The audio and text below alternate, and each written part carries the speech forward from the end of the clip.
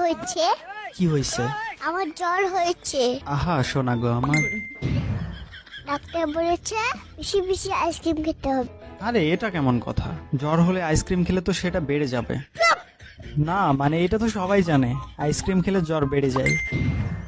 Doctor হচ্ছে বেশি বুঝো তুমি আন্দাজে ফাল ছেলে কাটাকার কিছু বুঝে না বুঝে না ওরা এখানে পা ঢুকে দেয় টাকলা ওরা এখান থেকে তুমি জানো না কাঁটা তুলতে হয়।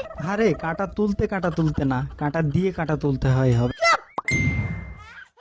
আর এইটা দিয়ে তুমি কি বোঝাতে চাচ্ছ?